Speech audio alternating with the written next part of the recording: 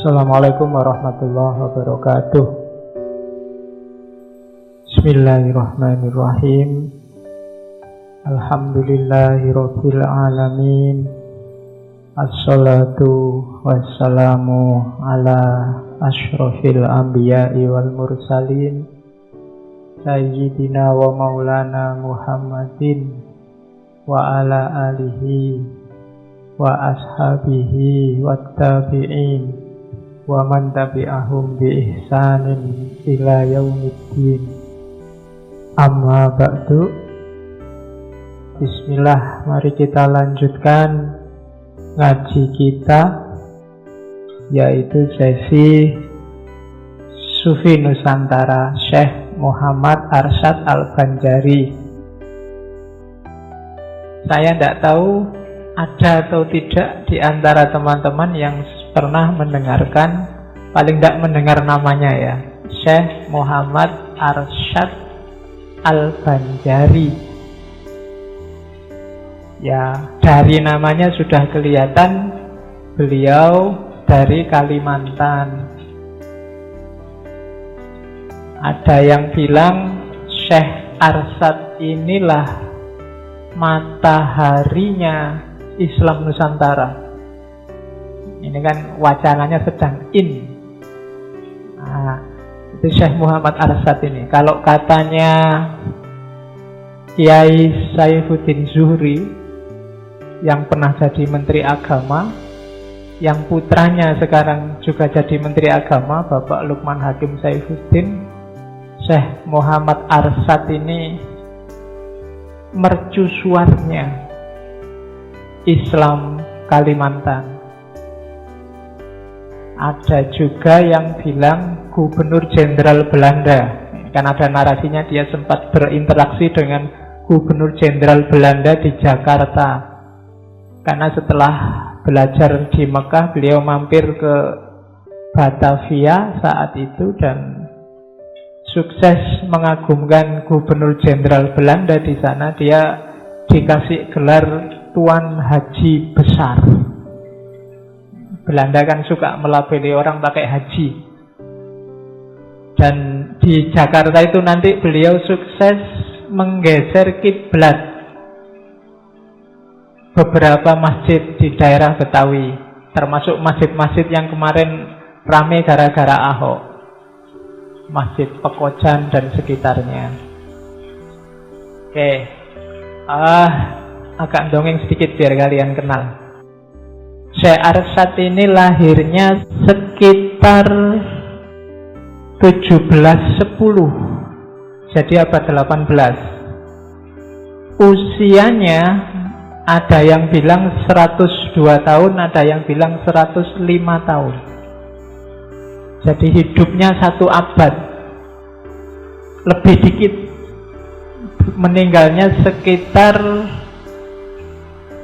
105 dikurangi tadi 1710, 1812 atau 1815. Jadi umurnya panjang.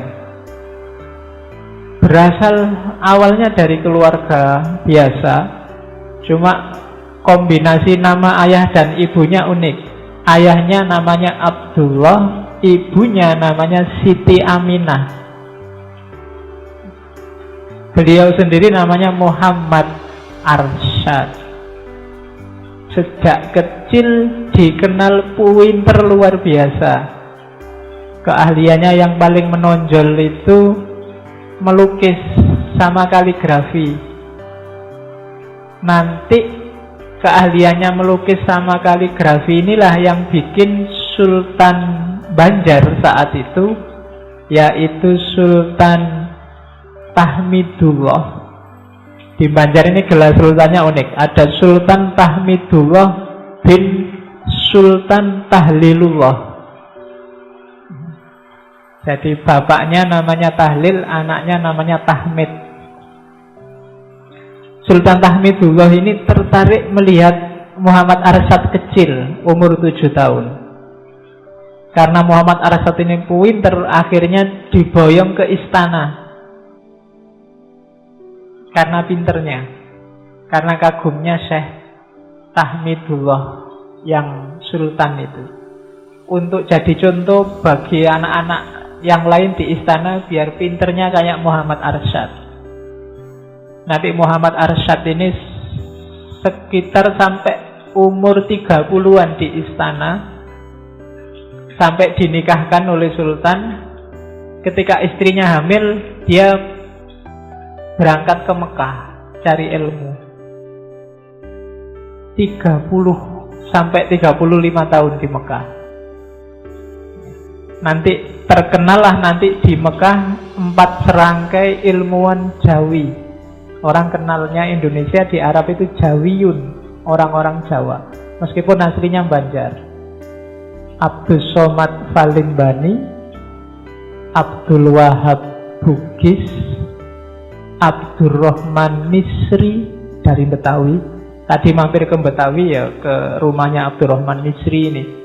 Dan Muhammad Arsyad Banjari. Dia 4 serangkai ulama Jawa saat itu yang terkenal di Mekah. Rencananya dari Mekah pingin ke Mesir belajar lagi karena semangat cari ilmunya luar biasa, tapi oleh gurunya dilarang karena Nusantara lebih butuh dia. Syekh Muhammad Arsyad ini dikenal kalau di dunia akademik lebih menonjol fakihnya, ahli fikihnya. Cuma malam ini kita tidak ngomong fikihnya. Kalau ngomong fikihnya nanti diundang saja dosen-dosen yang ngerti fikih, bukan saya. Dia nulis kitab fikih yang sangat terkenal, namanya Sabilal Muhtadin. Kitab ini terkenal dan bahkan dijadikan namanya Masjid Jami' di Kalimantan Selatan. Masjid Jami' Sabilul Muhtadin.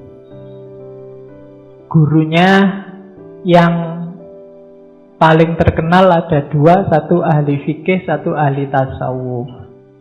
Yang ahli fikih adalah Syekh Muhammad bin Sulaiman Al-Kurdi. Yang ahli tasawuf adalah Syekh Muhammad bin Abdul Karim As-Samani dari Torekot Samaniyah.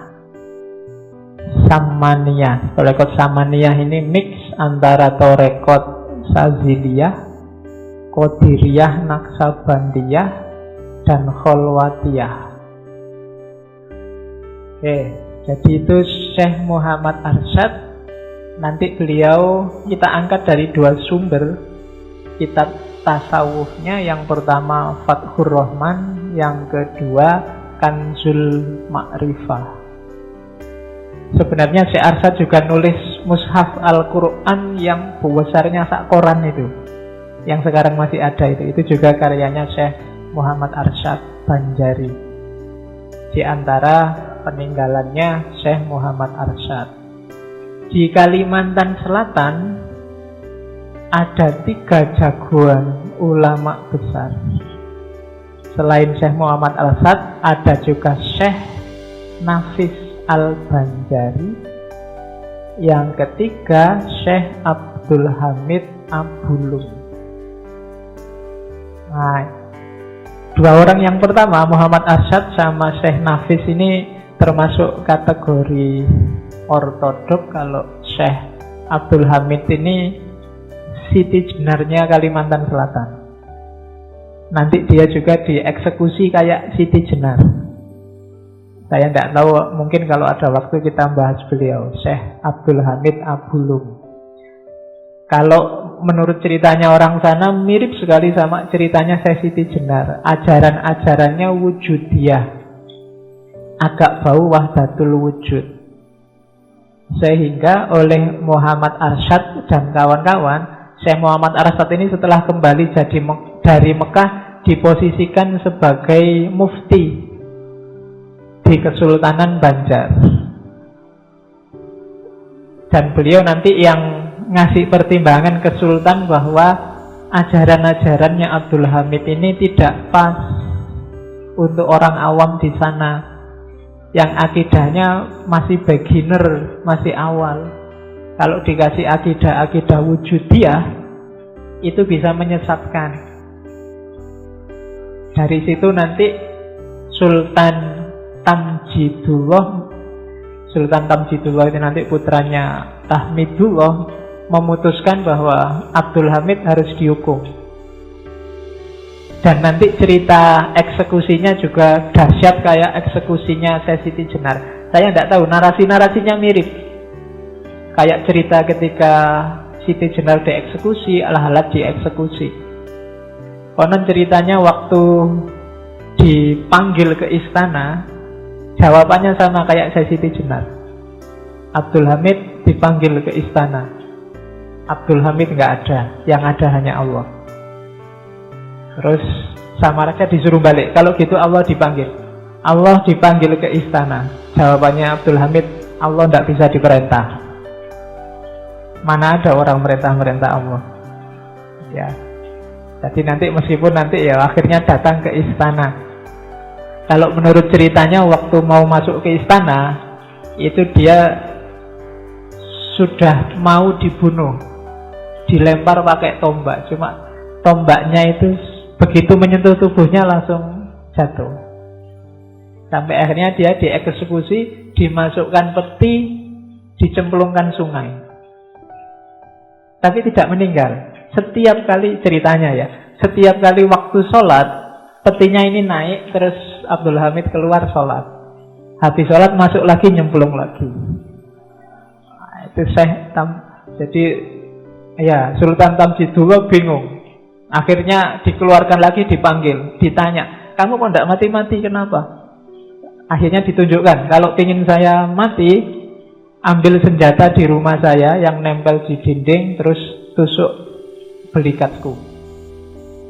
Dan setelah ditunjukkan, ya benar dieksekusi, terus terbunuh. Dan ceritanya sama kayak Syekh Siti Jenar, nanti darahnya membentuk kalimat syahadat. Nah, itu ceritanya Abdul Hamid Abulum.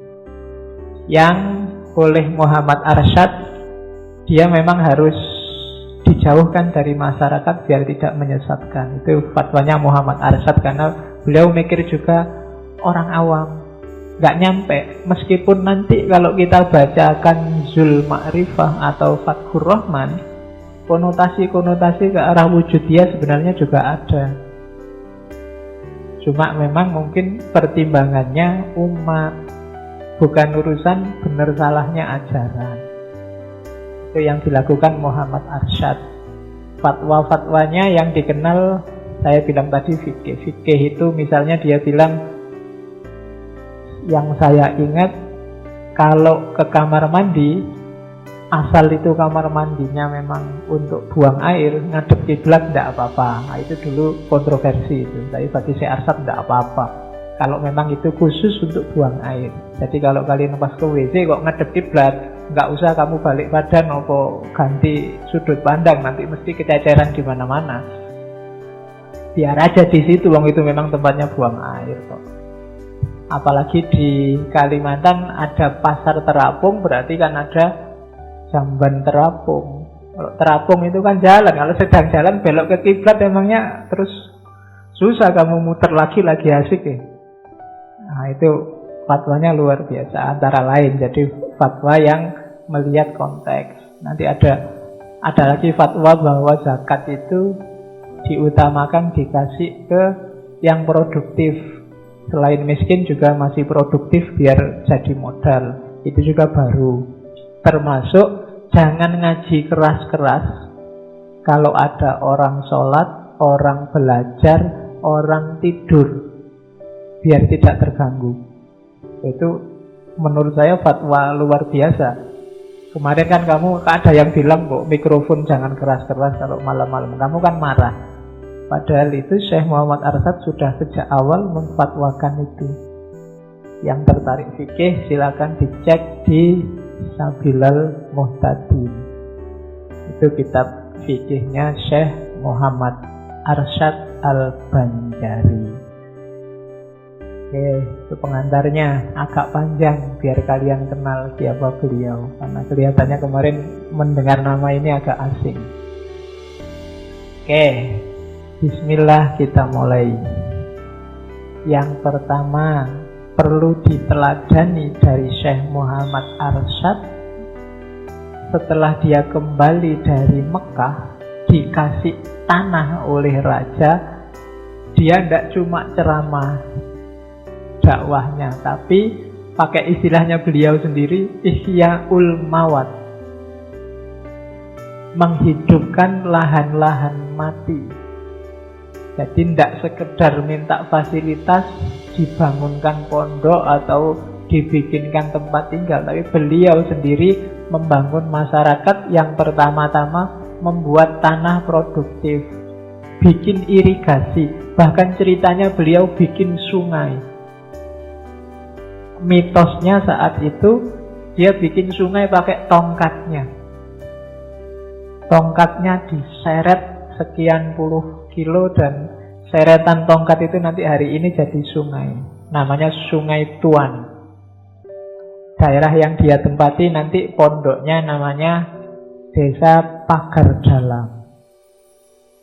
Oke, penghasil limau sampai hari ini dari sana. Itu jasa-jasanya Syekh Muhammad Arsyad.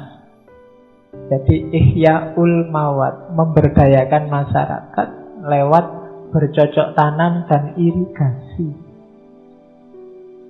Jadi itu yang dilakukan sampai luar biasa besar nanti pondoknya dan desanya jadi makmur, jadi lahannya jadi produktif.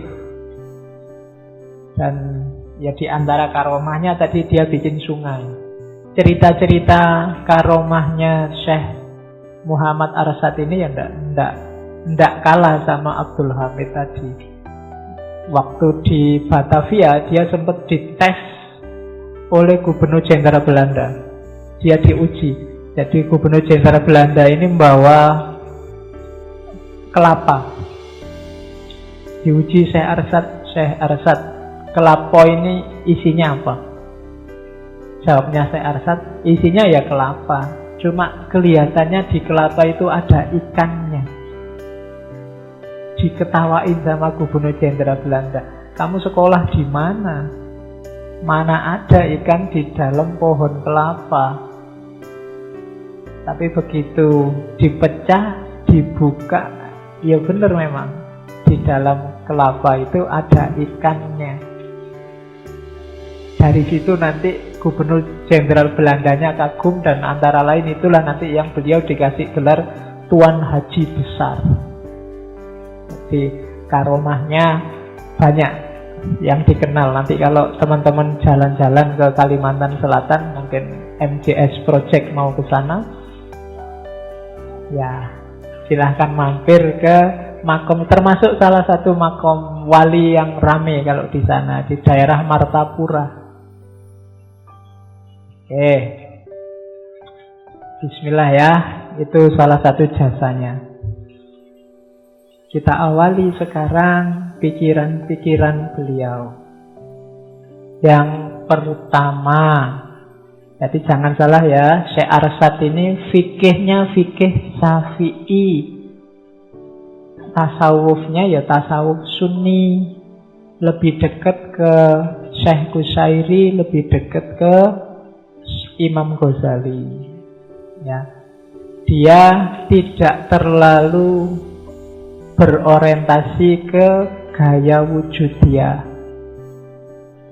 Jadi pikiran-pikirannya cocok untuk orang-orang awam. Yang biasa-biasa kayak kita lebih nyambung.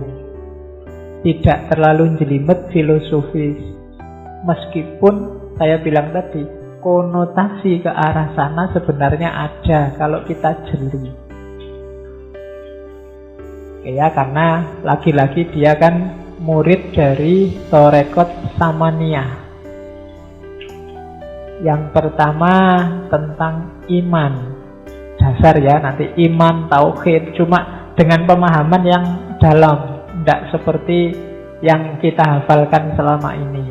Itu bedanya ulama sama kita. Kita itu kan selama ini seolah-olah ngerti iman itu apa, Islam itu apa, tauhid itu apa. Yo apal sih kita definisinya, tapi kedalamannya kita tidak nyampe. Dan beliau-beliau para ulama inilah yang lebih ngerti. Makanya jangan underestimate kalau ada buku-buku yang judulnya iman, judulnya tauhid, judulnya takwa.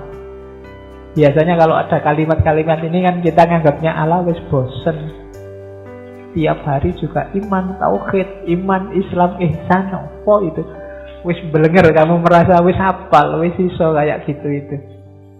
Apa ya? Kita lihat ya, kita masuk ke tema-tema populer ini tapi lebih dalam. Yang pertama katanya Syekh Arsad, ingatlah esensinya iman itu tasdik, pembenaran dalam hati. Selama ini kita menghafalkannya iman itu keyakinan dalam hati, ikrar dalam lisan, dilaksanakan dalam perbuatan. Iya, itu tidak salah. Cuma esensinya adalah keyakinan dalam hati. Apa ucapan sama perbuatan tidak masuk, Pak? Boleh masuk. Dan sebaiknya memang masuk, seharusnya memang masuk kalau imannya ingin sempurna. Tapi esensinya tetap keyakinan. Jadi ucapan sama perbuatan itu penyempurna, tidak esensial. Kenapa? Kenapa tidak esensial? Karena orang bisa nggak mengucapkan. Kalau pengucapan juga esensial, berarti yang belum mengucapkan belum beriman. Orang bisu gimana? Orang nggak iso bahasa Arab, nggak bisa ngomong gimana? Anak kecil gimana? Kamu yang nggak fasih gimana? Enggak. Kamu boleh mengikrarkan. Pengamalan juga begitu. Kalau pengamalan masuk kategori iman, orang yang tidak mampu gimana? Orang yang pinginnya sholat tapi urung hafal, Fatihahnya nggak hafal, caranya nggak ngerti. Apa kita anggap dia belum beriman? Maka katanya Syekh Arsad, iman itu esensinya tasdik, keyakinan. Yang keyakinan ini dimanifestasikan, disempurnakan oleh kata-kata dan perbuatan. Tidak boleh sebaliknya. Tidak boleh diucapkan dengan kata, dilaksanakan dalam perbuatan, nanti keyakinannya belakangan. Tidak boleh dibalik.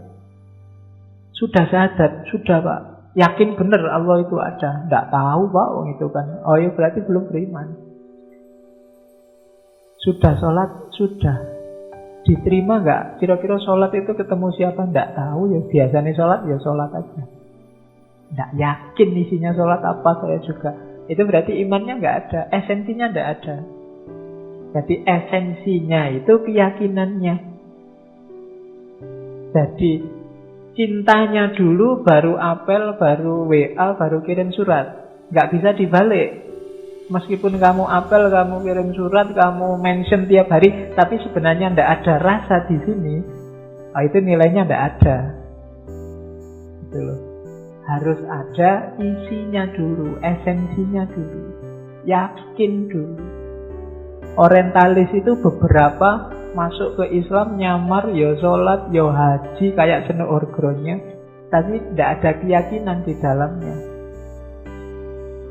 Itu acting, itulah pencitraan.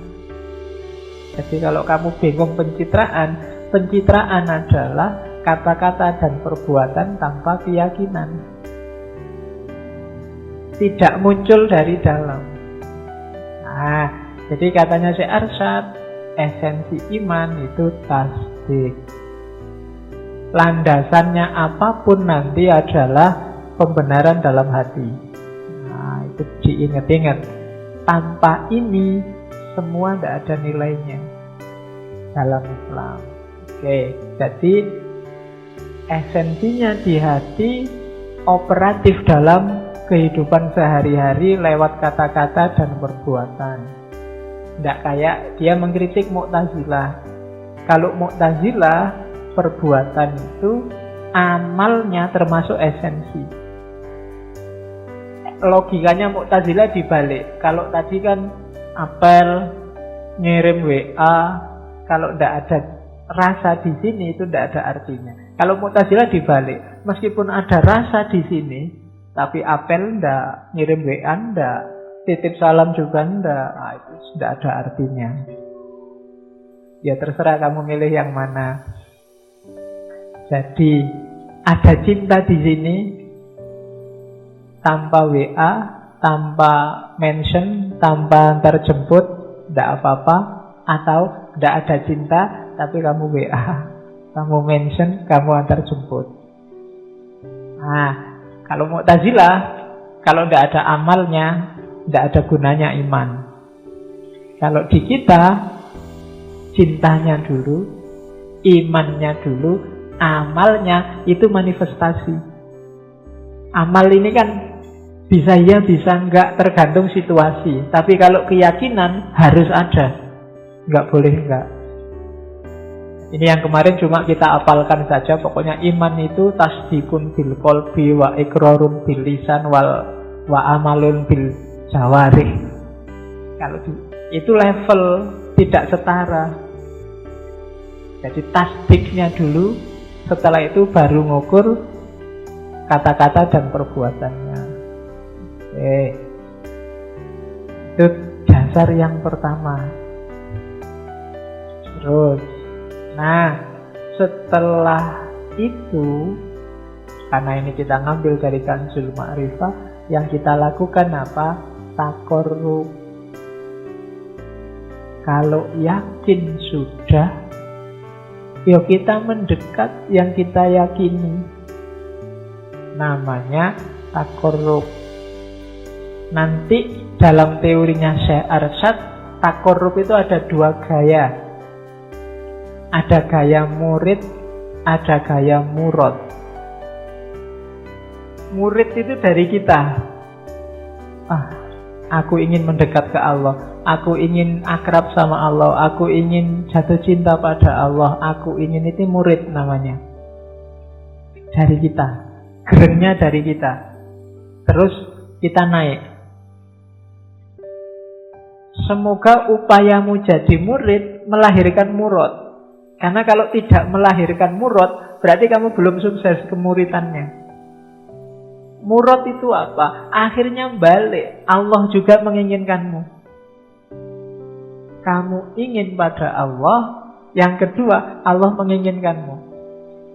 Makanya dalam teorinya Syekh Arsyad, makom murad ini lebih tinggi daripada makom murid. Cuma kita jangan GR bahwa sekarang saya sudah murad, Pak. Enggak cuma murid. Kalau kamu ngomong gitu berarti belum. Berarti masih murid. Ya enggak apa-apa kamu merasa masih murid. Semoga nyampe ke murad. Murid itu semacam makom yang kita usahakan. Kalau murad itu kayak akhwal, dikasih oleh Allah.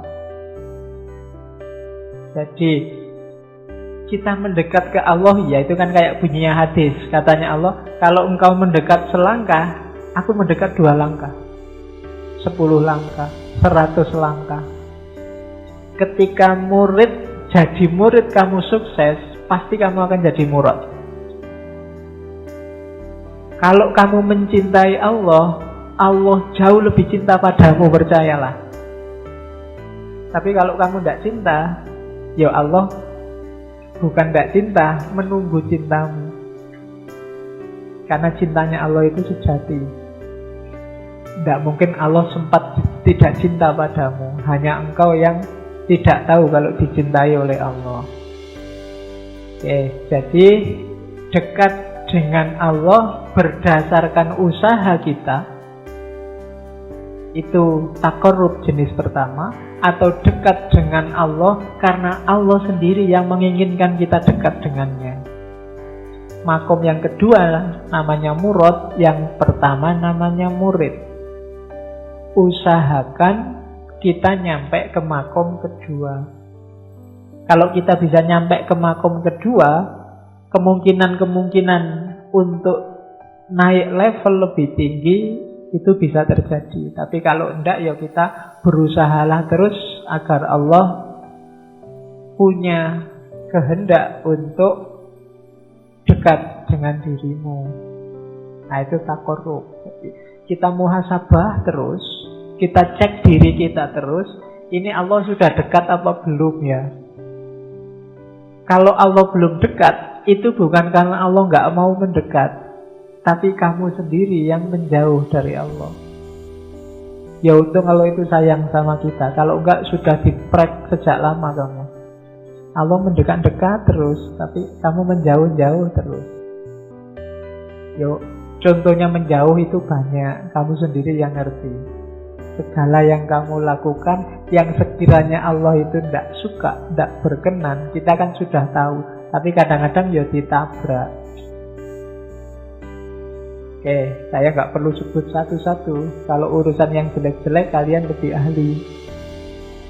Ya, nggak usah dikasih contohnya. Jadi, tak korup ya, deket-deket.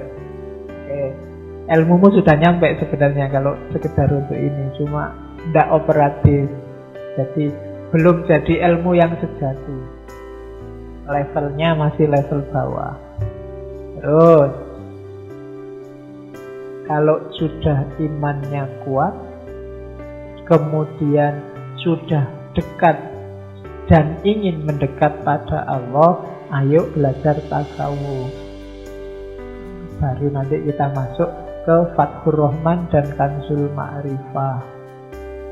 Belajar tasawuf itu ada 3 level. Ada kelas mubtadi', ada kelas mutawasid, ada kelas muntaha.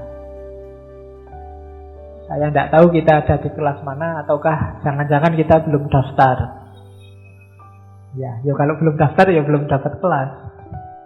Kelas mubtadi itu begitu kita daftar, begitu kita berniat untuk belajar tasawuf, kita ada di level awal, kelas mubtadi. Yang pertama harus dilakukan adalah garap akhlaknya, batinnya. Singkirkan segala yang berbau riya, ujub, kibir, godok, tamak, dan lain sebagainya. Ini level pemula. Kalau kita nggak sukses di sini, ya nggak akan naik kelas. Kalau masih ada sombong, sekecil apapun, ada tamak. Tamak itu tidak puas dengan apapun yang dikasih oleh Allah. Pingin terus, pingin tambah. Punya istri 1, pingin 2. Punya pacar cantik, pingin yang lebih cantik. Punya uang banyak, pingin yang lebih banyak. Itu kita tidak akan lulus di kelas mubtadi. Riya juga begitu.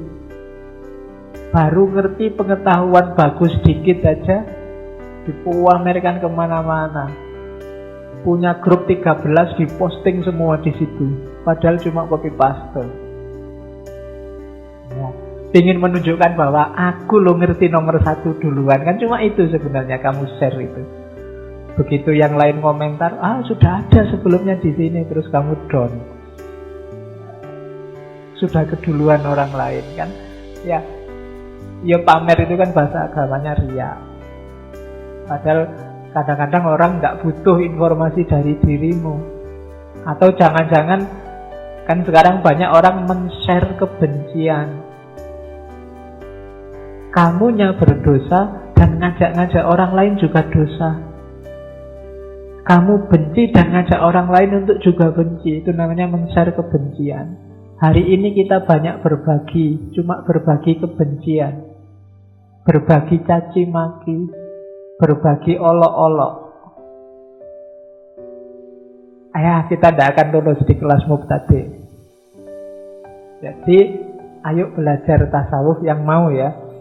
Level pertama ini, membersihkan batin. Sombong, godok, ngamuan. Sekarang orang Indonesia ini harganya mahal semua. Tidak ada yang rendah hati. Kalau ada orang ngomong tidak dia sukai, langsung lapor polisi. Iya, sekarang gitu. Yang sumpek ayo polisi nih itu nanti.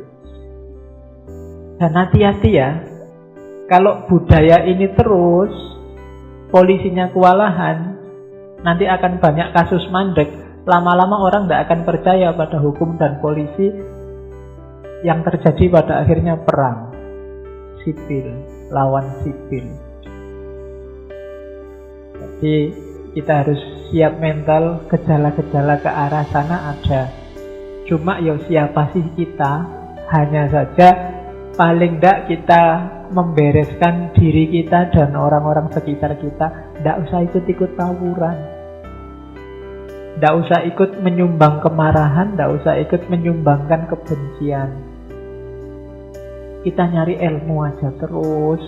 Semakin dalam ilmu kita, semoga Allah tadi semakin murad ke kita, semakin jatuh hati pada kita. Ya siapa ngerti gara-gara hujan-hujan terus kamu ngaji Allah terus terharu. Wah, iya, hujan-hujan ya dibela-belain ngaji, kan siapa ngerti. Loh, Allah tersentuh dan terharu itu kan macam-macam. Kadang-kadang peristiwa sangat kecil aja bisa bikin Allah terharu.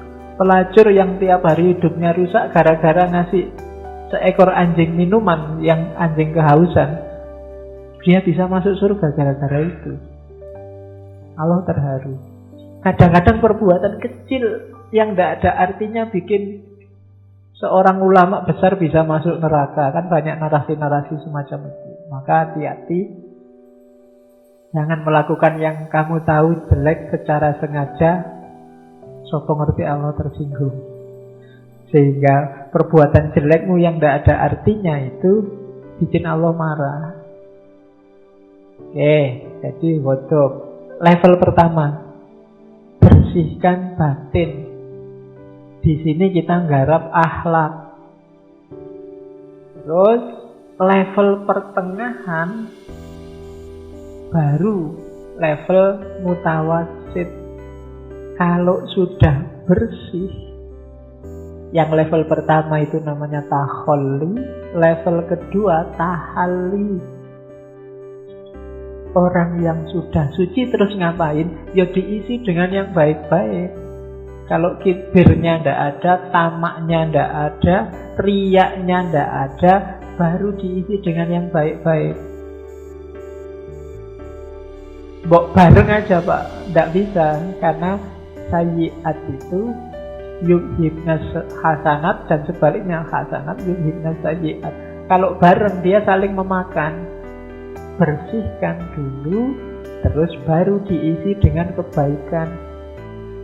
Tidak bisa bareng antara korupsi dan sedekah. Kan sekarang orang, Pak, saya korupsi 1 juta, nanti tak sedekahkan 100.000. Sedekah itu dilipat gandakan 700 kali lipat. Jadi dapat 7 juta. Korupsi itu kan cuma 1 juta, pahalanya 7 juta, jadi masih untung 6 juta saya, Pak. Ya kan ngono, kalkulasi rasionalnya kan begitu. Barang kan ada hadisnya juga, antara umroh yang satu dengan umroh yang lain, semua dosanya akan dihapus. Tenang aja kan, korupsi sekian ratus miliar ndak apa-apa. Nanti kita umroh 2 kali. Sebelum korupsi kita umroh, setelah korupsi kita umroh. Dosa di antara 2 perbuatan ini dihapus. Yaitu namanya trik. Dianggap Gusti Allah bodoh, ndak bisa ngitung. Ya, mutawasid. Kalau sudah bersih, diisi dengan perbuatan-perbuatan yang baik. Ya, namanya tahalli. Isilah dengan sabar, isilah dengan qanaah, isilah dengan mahabbah cinta, isilah dengan muru'ah, isilah dengan uzlah dan seterusnya. Setelah batin bersih, dimulailah suluk. Ya, dari kata-kata salaka, menempuh jalan. Ayo sekarang menempuh jalan. Orang sering menyebutnya jalan sunyi karena nggak banyak orang tertarik lewat jalan ini. Jalan ini sepi. Orang lebih suka memanjakan hawa nafsunya. Maka levelnya mutawasid. Nanti ada level yang ketiga, namanya level muntaha, level puncak. Di dunia sufi kadang disebut level tajalli. Ketika orang nyampe level ini, dalam hidupnya sudah nggak ada apa-apa, nggak ada siapa-siapa selain Allah. Hanya tinggal Allah saja. Semua yang lain, baik dirinya sendiri ataupun dunia, ada di belakang. Tidak penting lagi. Itu level muntaha. Bukan berarti tidak butuh, terus tidak makan, tidak minum, tidak kawin. Tidak. Ya tetap makan, tetap minum, tetap kawin. Cuma kenikmatan dunia ini dalam rangka Allah. Demi tetap dekat sama Allah, demi tetap bisa ketemu sama Allah. Itu orang di level muntaha. Nah, di level mubtadi'nya Syekh Muhammad Arsyad itulah yang saya sebut tadi. Nanti beliau berguru pada Syekh Muhammad bin Abdul Karim As-Sammani Al-Madani, karena tinggalnya beliau di Madinah, dari Torekot Samaniyah. Nanti ada narasi dari Syekh Abdus Somad Al-Falimbani. Jadi gurunya Syekh Abdul Karim Sammani ini menyuruh paling tidak 100 kitab harus dikhatamkan di level mubtadi. Ya. Nah, dia menunjukkan sarannya gurunya. Bagi orang-orang mubtadi, paling tidak kita di awal-awal bacalah risalah Qusairiyahnya Imam Qusairi atau Ihya Ulumuddinnya Ghazali. Begitu naik kelas, baca kitab Hizib. Saya bilang tadi, Samaniyah ini mix antara Saziliyah, Kholwatiyah. Kitab-kitab Saziliyah kan dalam suluknya terkenal Hizib. Dan Saziliyah kan dari Afrika Utara. Itu untuk level mutawassit. Kenapa suluk yang hizib, doa-doa semacam ini di level mutawassit? Biar nggak salah guna. Tanpa melewati mubtadi, banyak orang yang shortcut langsung baca hizib demi ini. Bacalah ini 40 kali, maka perempuan mana yang nggak akan nempel padamu. Akan sering-sering kayak gitu. Jadi tujuannya bisa jelek, bisa salah orientasi. Biar tidak salah orientasi, sebelum mengamalkan suluk, zikir wirid yang macam-macam harus melalui makom mubtadi dulu, bersihkan batinnya dulu. Makanya belajar tasawuf jangan kesusu pingin sakti. Kamu yang mau incer kan selalu saktinya itu. Kita baca sekian ribu kali, maka apa yang kita inginkan, wah suwe. Kamu ke situ duluan yang kamu incer. Itu menunjukkan kamu loncat kelas. Bahaya bagi dirimu sendiri. Seandainya dapat, itu nanti jadi sumber kejatuhanmu, bukan sumber kenaikanmu. Jadi sumber kamu jatuh ke bawah karena kamu jadi sombong, merasa besar, merasa penting, merasa sakti dan lain sebagainya. Jadi laluilah step-stepnya dengan bagus biar gak tersesat. Baru setelah itu level muntaha, level tinggi. Di level ini boleh sekarang kita buka tasawuf falsafi, Ibnu Arabi, Rumi, dan kawan-kawan. Yang kemarin agak rumit, jelimet, itu levelnya muntaha. Jangan ujuk-ujuk wahdatul wujud, pusing kamu. Yo, saya sudah wahdatul wujud, Pak. Saya ini Allah, rusak dunianya. Pelan-pelan, jangan kesusu.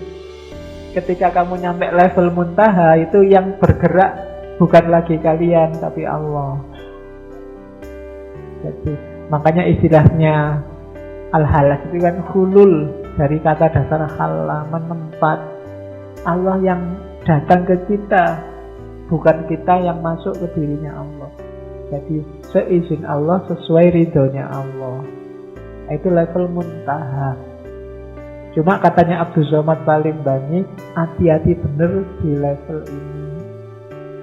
Jangan diajarkan sembarangan kayak Abdul Hamid Abdulum tadi. Bukannya salah, cuma masyarakat yang nggak ngerti nanti shortcut ke situ. Beberapa aliran kebatinan ada yang langsung shortcut ke sana. Akhirnya kan mungkin kalian pernah dengar istilah ilmu hikmah.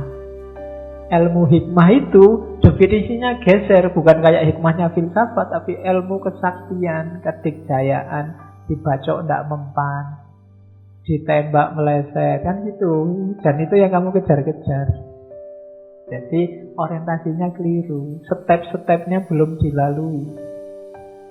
Nah, jadi maka teori selanjutnya dari Syekh Muhammad Arsyad, yuk belajar tasawuf, ya penting. Cuma level-levelnya diikuti.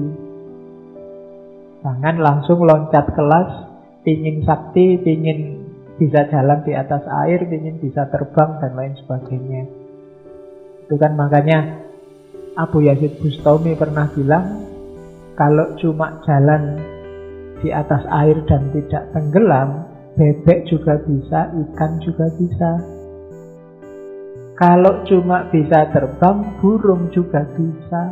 Apa istimewanya? Kan tidak penting yang itu. Makanya dalam dunia tasawuf kan karomah itu ujian bagi seorang sufi. Kalau sudah dapat itu, mau ngapain? Kalau makomnya belum nyampe, levelnya belum nyampe, keistimewaan semacam ini justru menjatuhkan dan menjauhkan kita dari Allah. Jangan seneng-seneng kalau tiba-tiba kamu sakti. Saya ngomong itu loh Pak, kejadian beneran. Apa ndak sakti aku? Yo, sakti. Percaya toh kata-kataku? Wah, itu podo wae itu. Berarti levelmu belum nyampe ke sana. Kan kamu sering, Allah itu kelihatannya sayang banget ya padaku, kan sering kalimat-kalimat kayak gitu. Merasa lebih tinggi dari yang lain, lebih dekat dari yang lain, dan lain jenisnya. Terus yang selanjutnya, sebelum masuk ke dunia tasawuf, ada tahapan mengenali diri. Ini nanti di Kanzul Ma'rifah. Itu yang saya bilang tadi, masih ada bau-bau wujudiyah. Syekh Muhammad Arsyad termasuk bisa menerima teori Nur Muhammad. Saya tidak akan mengulang karena panjang penjelasannya. Silahkan direview, diulang lagi di Ibnu Arabi. Itu panjang lebar saya sudah jelaskan bagaimana posisi ontologis Nur Muhammad. Jadi ingatlah sumber esensial kita dari Nur Muhammad. Ini yang kalau orang Jawa menyebutnya teori kemarin di Sunan Kalijogo, sangkan paraning dumadi, asal usul kita.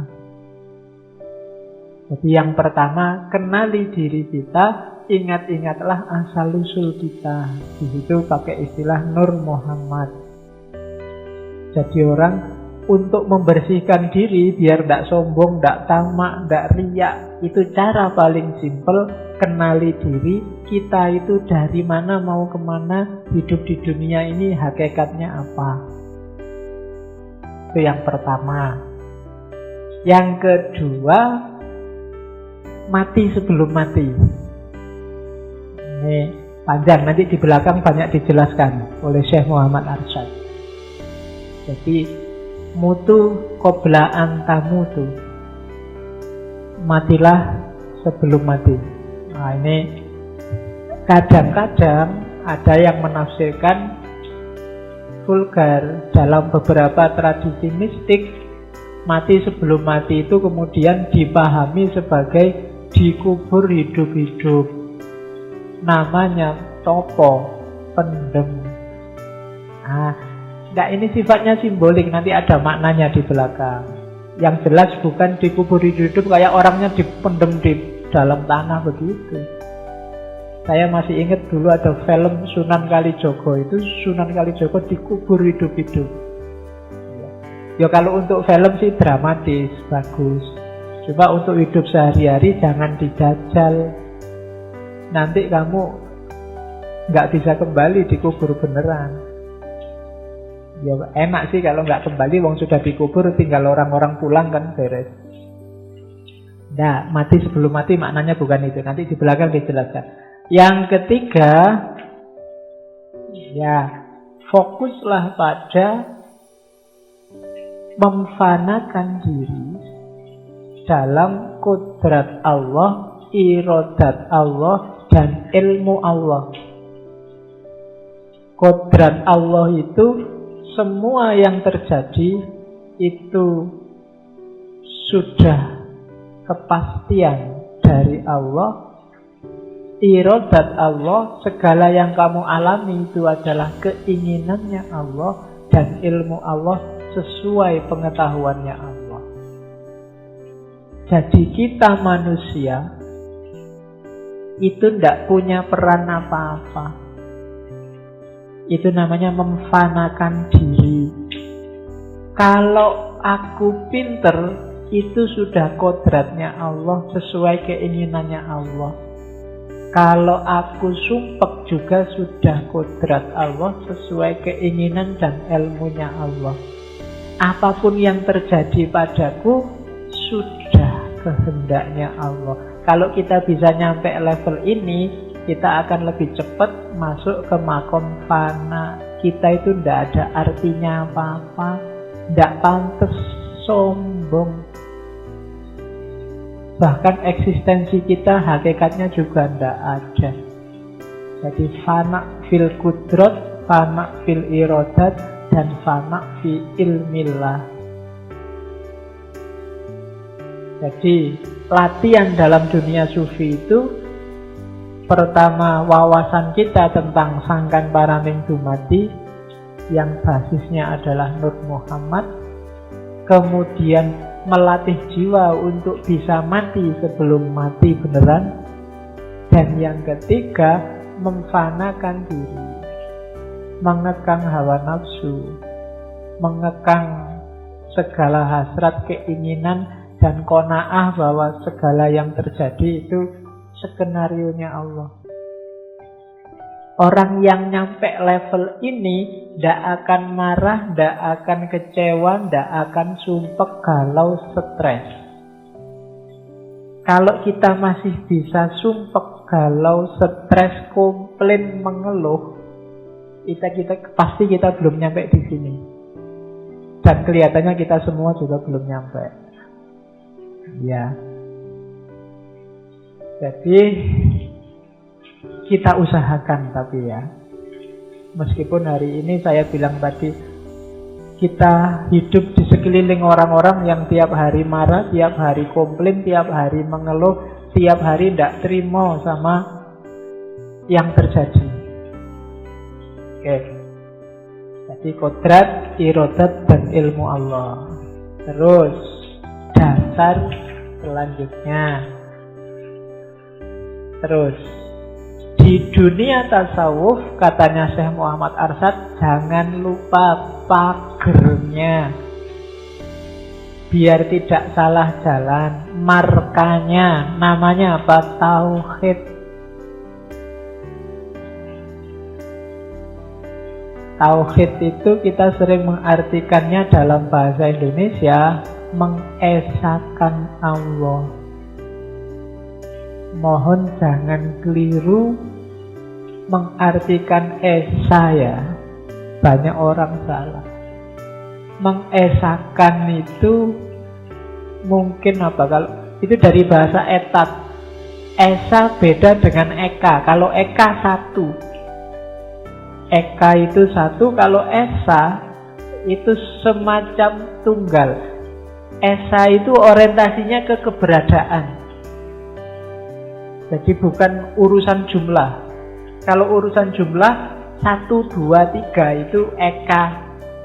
Maka ketuhanan yang Maha Esa itu kalau diartikan letterlek itu percaya pada adanya Tuhan.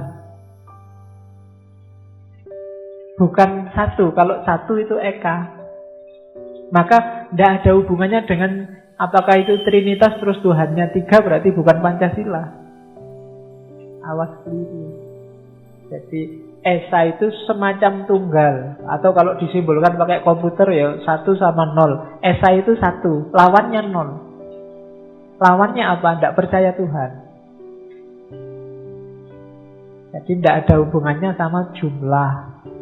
Bukan kok ketuhanan yang Maha Esa itu berarti yang Tuhannya 1, yang Tuhannya banyak itu bukan ketuhanan yang Maha Esa. Tidak berkonotasi ke situ. Kecuali pakai kata-kata Eka. Kalau Eka 1 memang ketuhanan yang Maha Eka. Ayo kita ganti gitu nggak apa-apa. Maha 1. Tapi enggak, makanya pakai istilah Esa. Jadi yang Trinitas seandainya punya Tuhan 3 sekalipun tidak masalah. Tetap dia percaya adanya Tuhan. Jadi orang Indonesia wajib bertuhan. Ya mungkin boleh kamu diskusikan. Kalau mempertuhankan harta gimana Pak? Mempertuhankan jabatan gimana Pak? Tidak apa-apa itu. Berarti tergolong Pancasilais. Ya bisa kamu gali. Kenapa istilahnya kok bukan Tuhan yang Maha Esa tapi ketuhanan? Kalau ketuhanan itu cuma diambil sifatnya loh, bukan sosoknya. Nah itu diskusinya panjang lagi. Nanti lama-lama kamu kayak Habib Rizik, ganti aja Pancasila. Tindak Indonesia. Oke, terus. Jadi pagernya tasawuf, pagernya suluk kita adalah tauhid. Tauhid itu ya rumusnya simple. La ilaha illallah. Cuma itu.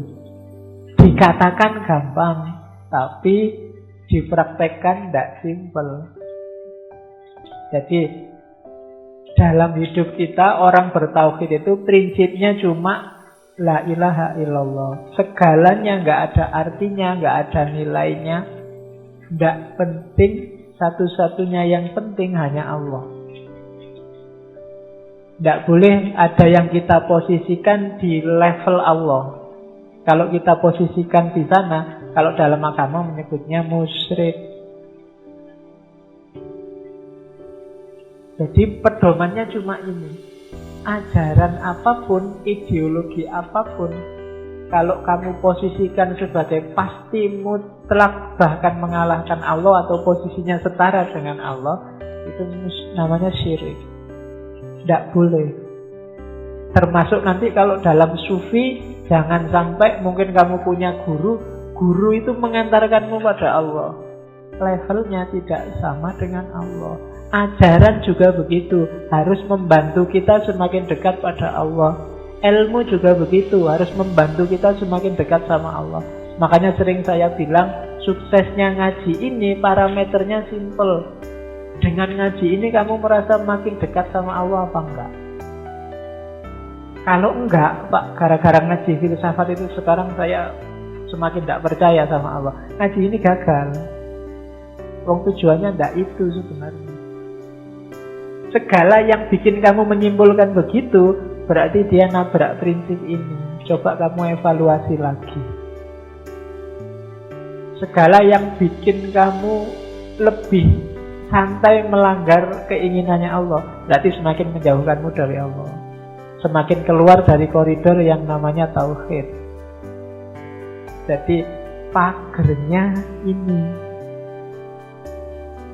Di tauhid saya sering bilang levelnya cuma 2. Kholik sama makhluk. Kholiknya cuma satu Allah. Berarti selain itu semuanya makhluk. Tidak boleh ada yang diposisikan di level kholik. Apapun itu. Apakah itu tokoh, apakah itu ajaran, aliran, garis. Sekarang garis itu kan masuk istilah baru. Selevel dengan mazhab, selevel dengan ideologi, selevel dengan itu. Ada Islam garis keras, ada Islam garis bengkok, ada Islam garis ya. Sekarang ada istilah baru, garis. Saya tidak tahu ngaji filsafat ini garisnya apa. Kamu bikin garis sendiri ya. Garis kotak-kotak atau garis bulat-bulat. Ingat-ingat, apapun yang dilakukan pagernya hanya tauhid. Jangan lupa, segala sesuatu levelnya nggak boleh ada di Allah, tapi harus bisa mengantarkanmu selangkah lebih dekat dengan Allah. Ngaji, dengan ngaji saya merasa lebih dekat dengan Allah. Dengan kuliah saya merasa lebih dekat dengan Allah. Dengan pacaran, pacaran yang Islami lah, tidak apa-apa.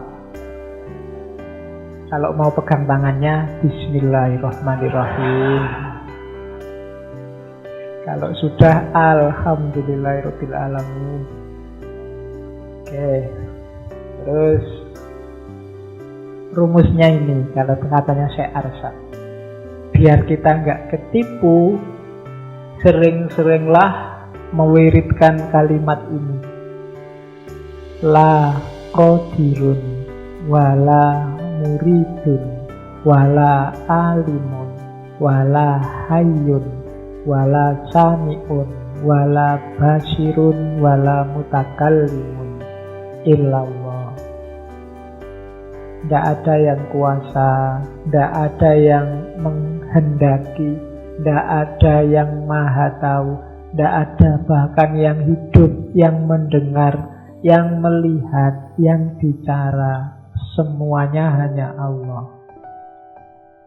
Mengalami apapun, kamu sedang sumpek, la qadirun wala muridun wala alimun wala hayyun wala sami'un wala basirun wala mutakallimun illallah.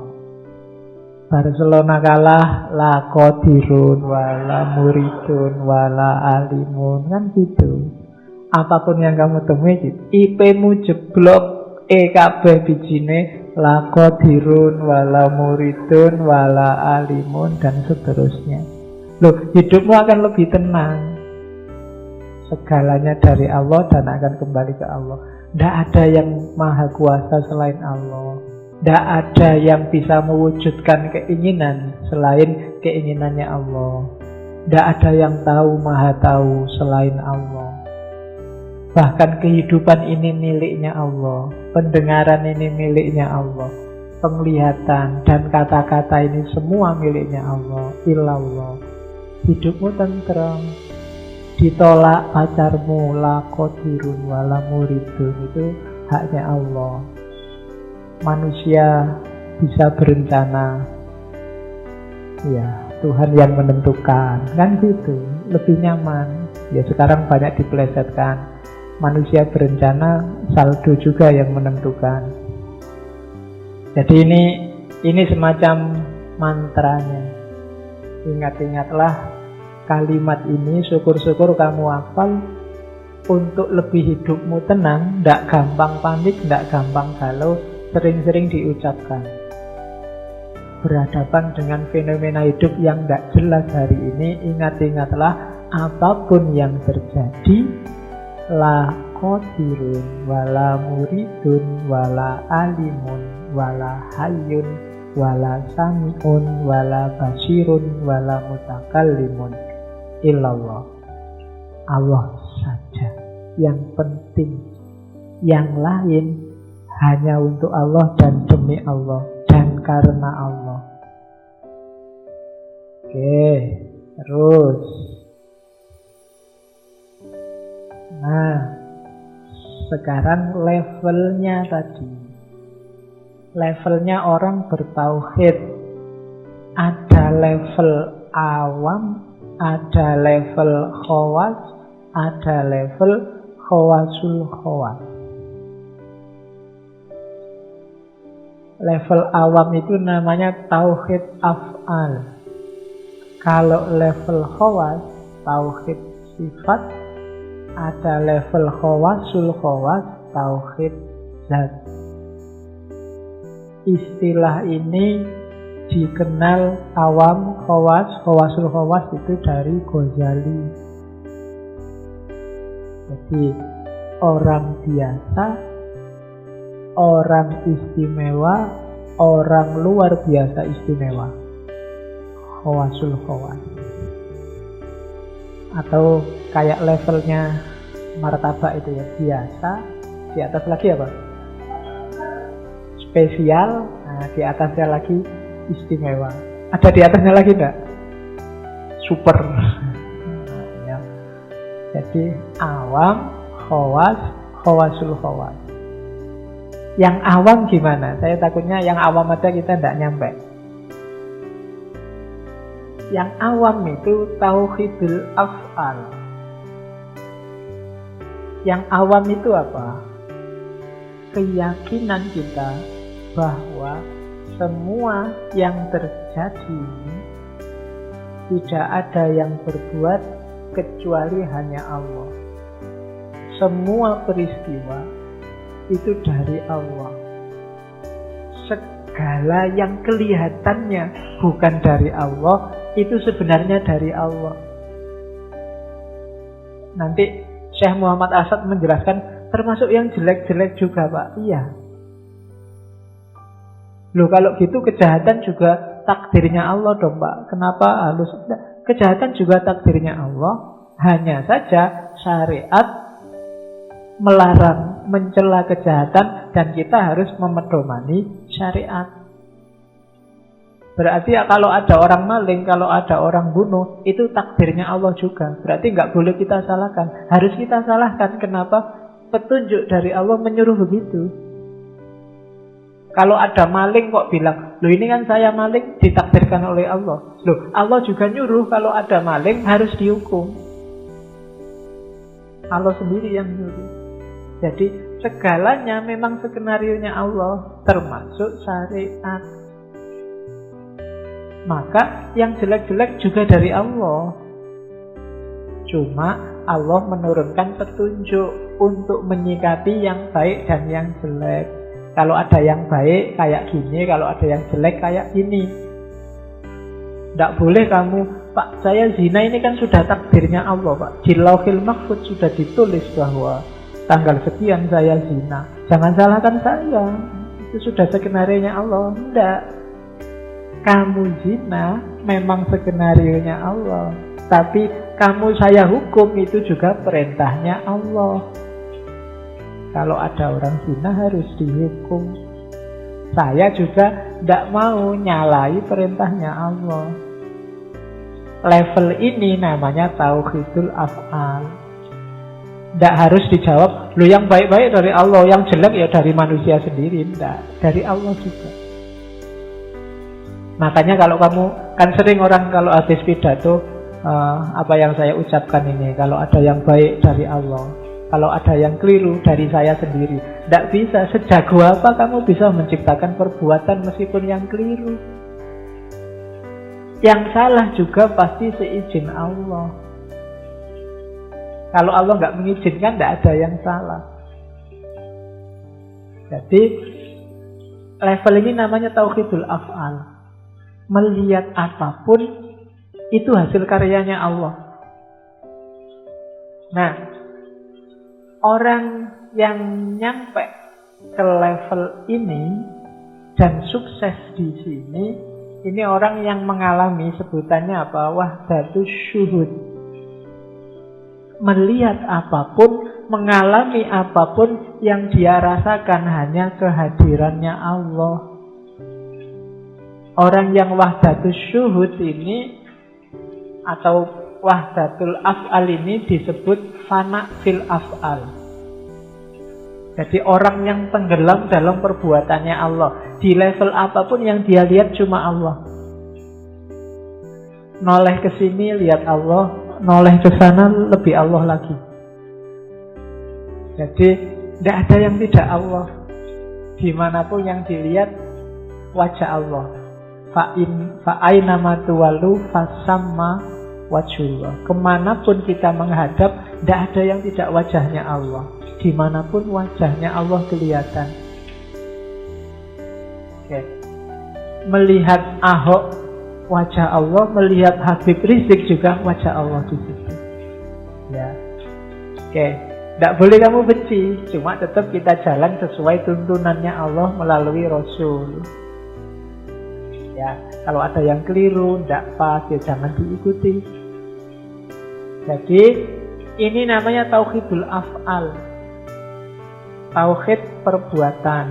Kalau kita bisa nyampe ini, baru kita disebut orang awam. Kalau belum, ya berarti awam aja kita belum. Ya, jadi masuk itu belum, berarti awam aja belum, kan berarti daftar aja belum, apalagi registrasi. Enggak, kita belum masuk berarti. Belum punya level. Level pertama adalah tauhidul af'al. Orang yang selalu sadar bahwa apapun yang dia lihat, apapun yang dia alami, di situ Allah hadir. Terus, yang kedua, lebih dalam lagi orang khawas, namanya tauhidus sifat. Kalau ini enggak, kalau tadi kan melihat yang di luar dirinya, melihat segala sesuatu. Kalau ini termasuk dirinya sendiri.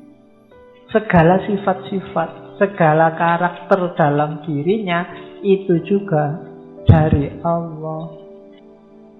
Ini tingkatannya khawas. Levelnya para aulia, katanya Muhammad Arsyad. Orang-orang inilah nanti yang mengalami kasyaf, kelompok arif. Kalau tadi melihat yang di luar dirinya dengan alat dirinya sendiri, sifatnya juga sifatnya sendiri. Kalau di level kedua ini, dirinya sendiri juga sudah nggak ada. Semua makhluk juga nggak ada. Segala informasi tentang kenyataan, tentang realitas berasal langsung dari Allah. Namanya fana fis sifat, para aulia, para wali yang melihat bahwa segalanya tidak ada yang hakiki hanya Allah. Sifat-sifat baik, sifat-sifat buruk, macam-macam yang ada di alam semesta ini, ya semuanya adalah berasal dari Allah. Itu tauhidus sifat. Kita ini hanya majazi. Hakikat kita bukan hakikat sejati. Jangan merasa ada, jangan merasa sombong, wong ada kita aja ndak mesti, tergantung Allah. Jangan bangga dengan kebaikanmu, kepinteranmu, kebisaanmu. Wah, saya baik sekali Pak, tadi bantu orang. Ndak, itu bukan dirimu.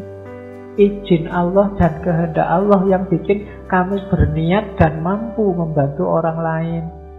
Sama sekali nggak ada jasamu. Makanya kita harus selalu bersyukur. Alhamdulillah, segala pujian itu yang punya hanya Allah. Pujian apapun, kamu dipuji ganteng, ganteng tidak dari dirimu, cakep tidak dari dirimu, dari Allah. Jadi yang berhak dipuji bukan kamu tapi Allah. Kalau kamu pinter, yang berhak dipuji bukan kamu tapi Allah. Kalau kamu apapun yang kamu alami, yang berhak mendapat pujian hanya Allah, maka alhamdulillah. Terus-teruslah membaca alhamdulillah, karena betapa pemurahnya Allah atas segala yang kita miliki hari ini. Level kedua para wali, namanya tauhidus sifat. Level ketiga, ini level para nabi. Katanya Syekh Arsyad, yang bisa nyampe ke sini hanya para nabi. Ini nanti yang punya konotasi fana fizat, agak berbau wahdatul wujud. Narasinya kayak hadis, la ya'rifu illallah, la yazkurullah illallah, la yahrallah illallah. Yang tahu ini hanya Allah. Yang ingat Allah ini bukan aku tapi Allah. Yang melihat Allah juga bukan aku tapi Allah. Level ini khawasul khawas. Kalau di Muhammad Arsyad ini para ambiya. Yang boleh ditafsirkan orang-orang yang langsung dikontrol oleh Allah. Para nabi kan begitu. Wala yantiku anil hawa. Dia bukan karena keinginannya kalau dia ngomong. In huwa illa wahyu yuha, tapi dikte dari Allah. dikte tidak hanya kata-katanya tapi juga perbuatannya. Berarti semuanya itu Allah. La ya'rifu illallah, la yadhkuru illallah, wa la yarallah illallah. Jadi kalau ini Nabi yang bisa. Apa orang biasa, wali misalnya Pak, nggak bisa nyampe makom ini. Kalau di Muhammad Arsyad enggak. Kalau wali merasa nyampe makom ini, saat dia merasa saat itu juga makomnya jatuh. Susah ya. Bahkan orang yang merasa wali pun pasti bukan wali. Kalau ada yang mewalikan dirimu, Mas, sampai ini tak pikir-pikir kok wali ya, mesti enggak. Ya tanyalah yang bilang gitu, sampean wali apa enggak? Enggak, ya pasti enggak. Karena la ya'riful wali illal wali. Jadi, dan saya lupa baca di mana, di antara cirinya wali adalah binatang-binatang buas tidak akan mau menyakitinya. Jadi kalau ada orang wali, tangkaplah, masukkan ke kandangnya macan. Kalau nggak dimakan oleh macannya berarti wali beneran. Kalau dimakan oleh macannya, kamu masuk penjara. Ya, jadi tidak boleh ada orang merasa wali. Kamu nganggap orang lain wali tidak apa-apa. Dalam rangka biar kamu sendiri tidak sombong. Ada orang nyapu-nyapu pinggir jalan, mau kamu lecehkan, kamu, ini nyapu, orang nyapu ini makomnya rendah, aku yang mahasiswa, aku yang dosen lebih tinggi. Biar nggak begitu, walikan dia. Jangan-jangan dia wali. Jangan-jangan Allah cinta padanya dan Allah sebel padaku. Nah, biar kamu tidak sombong. Ada temenmu kok bodoh, jangan-jangan temanku yang bodoh ini lebih disukai oleh Allah daripada aku yang pintar. Karena dalam kebodohannya dia pasrah, nerima, ridho, sementara dengan kepintaranku aku banyak menyusahkan orang lain. Itu Abdul Qadir Jailani yang ngasih rumus kayak gitu.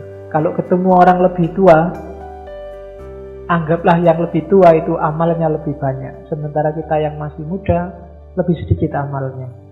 Kalau ketemu yang lebih muda, anggaplah yang lebih muda itu dosanya lebih sedikit, sementara kita yang tua dosanya lebih banyak.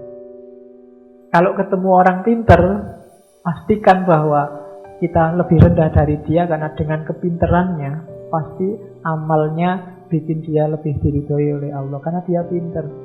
Kalau ketemu orang bodoh, ingatlah bahwa mungkin dia melakukan dosa, kesalahan, tapi karena dia bodoh, dia tidak tahu. Jadi dimaafkan oleh Allah, wong orang tidak tahu. Sementara kita banyak melakukan kesalahan, wong padahal kita pinter, ngerti kalau itu salah. Jadi di hadapan orang bodoh pun jangan merasa sombong. Orang bodoh itu kalau salah, dia bisa dimaafkan, wong dia nggak tahu memang bodoh.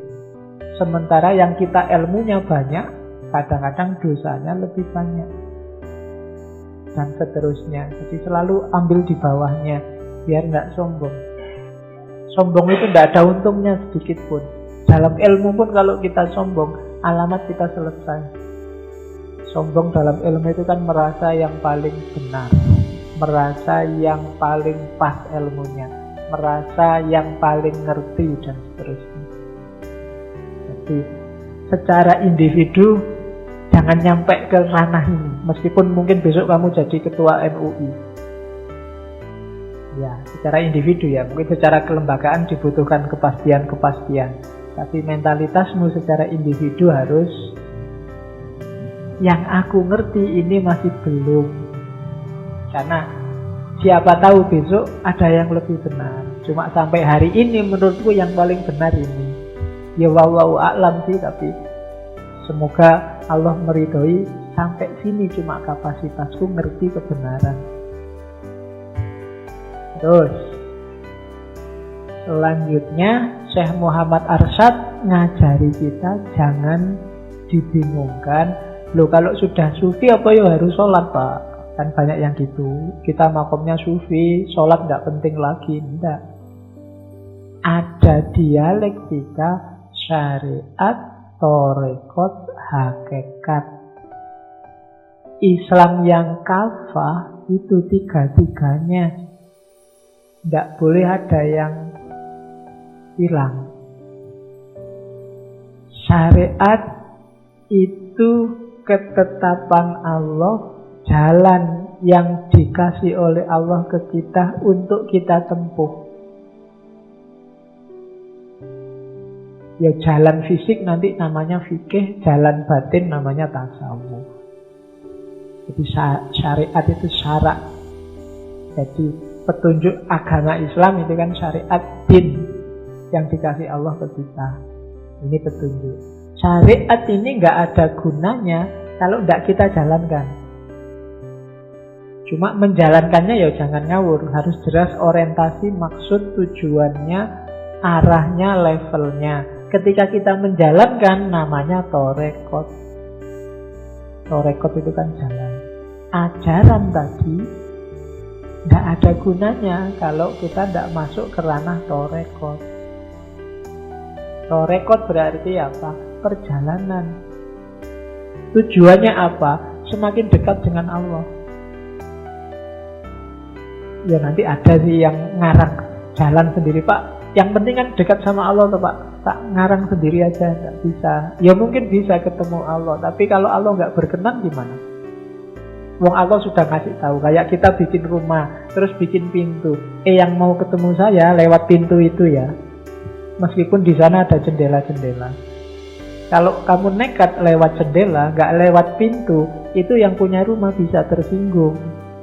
Meskipun kalau lewat pintu, kamu bisa ketemu yang punya rumah. Itu syariat. Jadi jalan yang diberikan oleh Allah. Kalau mau dekat padaku, kalau mau ketemu aku, lewat jalan ini loh. Yang wajib-wajib ini, yang sunnah-sunnah ini. Jangan ngarang sendiri. Ada sih bagian-bagian yang bisa kita ijtihadi sendiri, cuma jangan lupa pintu besarnya. Begitu keliru, ya mungkin ketemu Allah, tapi nanti kalau Allah manggil satpamnya, kamu bisa dipentungi. Ya satpamnya malaikat. Jadi itu syariat dan torekot. Syariat tidak ada gunanya tanpa torekot. Torekot tanpa syariat ngawur. Tidak bisa. Pak, saya sholatnya kurang khusyuk, Pak. Saya itu bisa tenang khusyuk kalau ada musik, Pak. Jadi boleh ya, Pak, sholatnya pakai headset misalnya. Jadi sambil sholat kamu dengerin kitaro, kamu dengerin. Tenang sekali, Pak, saya sholatnya khusyuk. Bisa sambil nangis-nangis, sambil dengerin lagu-lagunya. Tidak bisa. Ya mungkin pikiranmu nyampe ke Allah, tapi Allah tidak berkenan. Allah sudah ngasih rumus. Kalau ingin dengerin lagu, ingin batinmu tenang, jangan dalam wilayah sholat. Ketika sholat, Allah ingin ngobrol padamu secara privat, tidak terganggu apapun yang lain. Dengan etika yang sudah dirumuskan itu torekot sama syariat. Kalau kita sudah paham syariat dan menjalankan torekot, kita akan ketemu hakikat. Hakikat itu kebenaran. Kita jalan menuju Allah dan sampai tujuannya ketemu Allah beneran. Dengan berbagai wujud, level, dan modenya, disitulah kita akan ngerti hakikat. Hakikat itu ketika kita manduk-manduk, oh ini toh maksudnya, ini toh rahasianya, kayak gini toh kebenarannya. Itu namanya hakikat. Dari kata-kata hak. Ternyata hidup ini tidak penting. Oh ini toh indahnya akrab sama Allah itu hakikat. Hakikat tidak bisa cuma dipikir. Hakikat tidak bisa cuma dari aktivitas. Harus masuk ke dalam. Ngerti rahasia-rahasia. Ngerti pengetahuan-pengetahuan yang hanya bisa diperoleh lewat torekot tadi. Makanya ya pengetahuan bahasa Arabnya makrifat. Dari situlah orang terbuka bahasa Budanya pencerahan. Bahasa baratnya Renaissance, menemukan kebenaran. Cuma kalau Renaissance-nya barat kan 50%, dia baru menemukan kebenaran rasional. Sementara dalam diri manusia banyak kebenaran-kebenaran yang lain yang mengejarnya nggak cuma lewat rasio. Jadi pedomani syariat, jalankan dalam torekot, kita akan menemukan hakikat.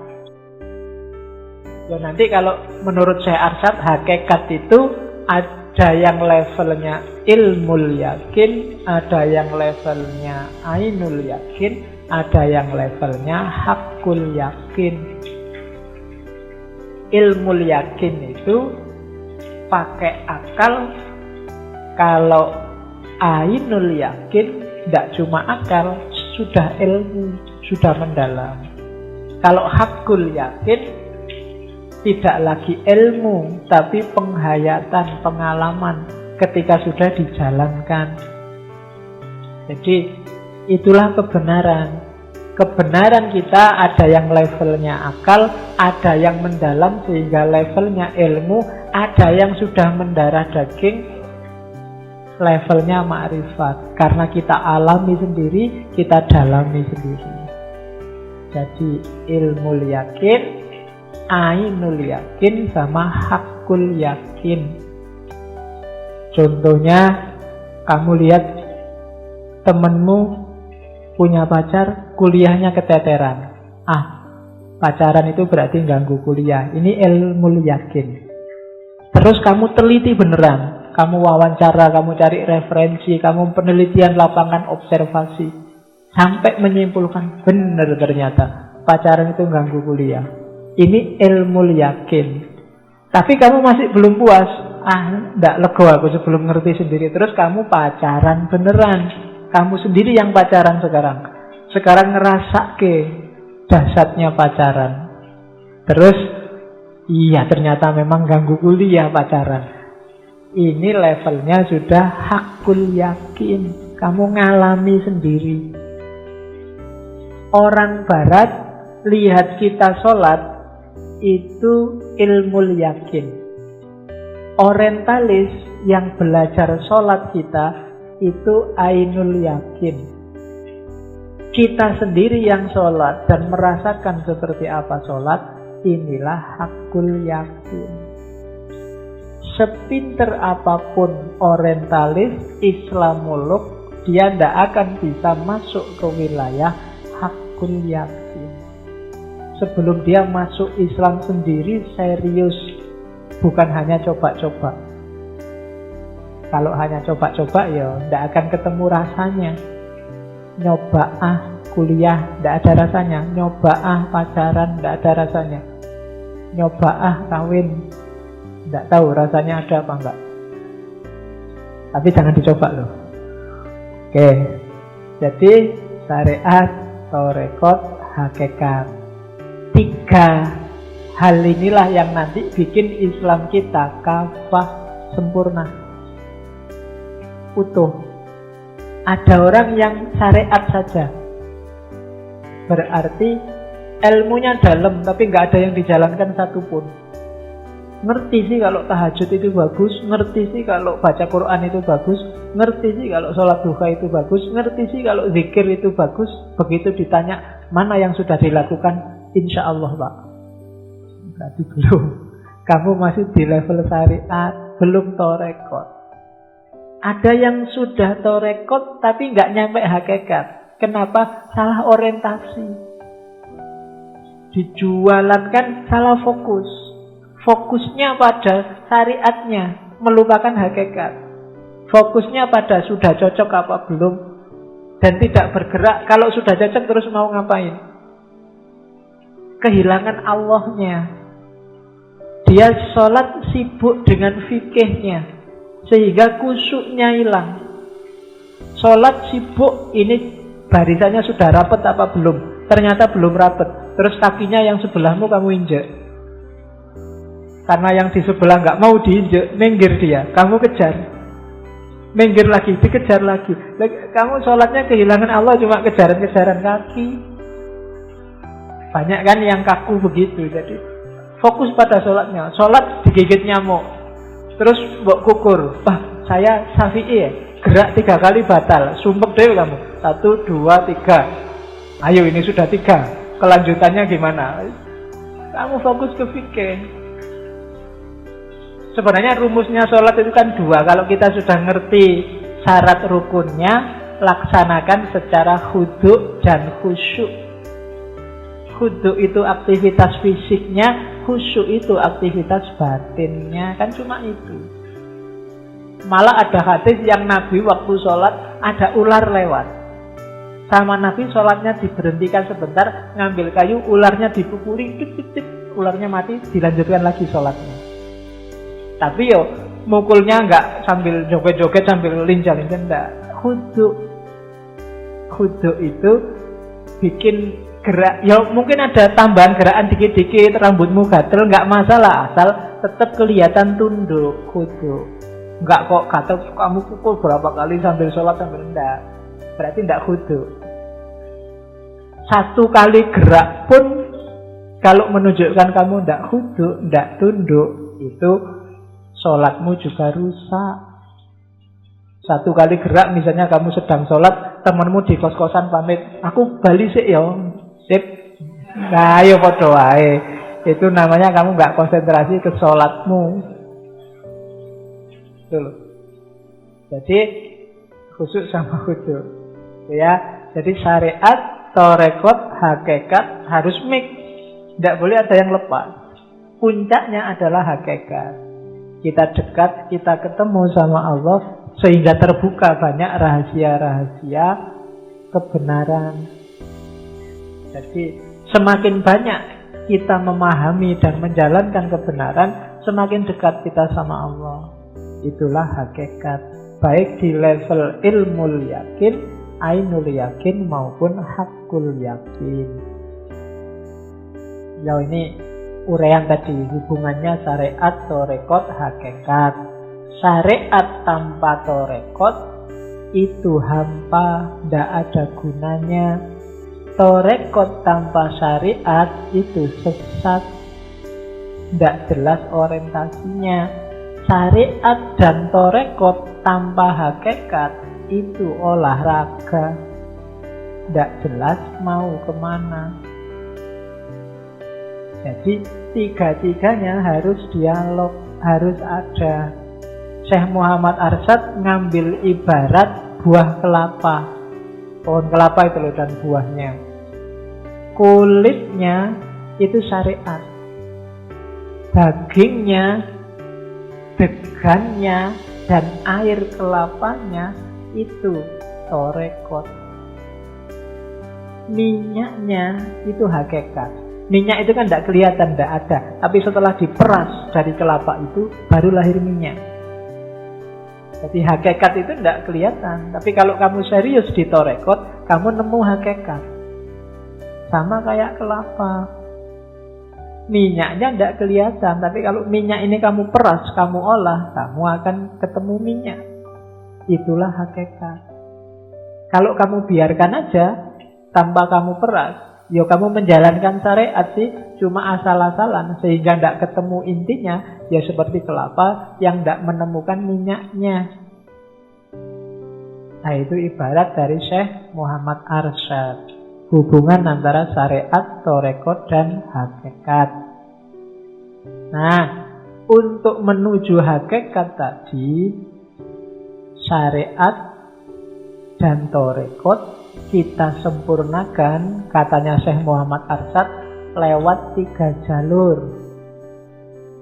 Yang pertama musyahadah, yang kedua muraqabah, dan yang ketiga muhadharah. Musyahadah itu kayak tadi ya, apapun yang terjadi, apapun yang kita lihat, di sana Allah ada. Itu namanya musyahadah. Sambil menjalankan syariat, batin kita sibuk selalu dengan Allah. Itu namanya musyahadah. Musyahadah dari kita. Yang kedua muraqabah. Muraqabah itu satu akar kata kayak raqib, malaikat raqib yang ngawasi. Muraqabah itu ihsan.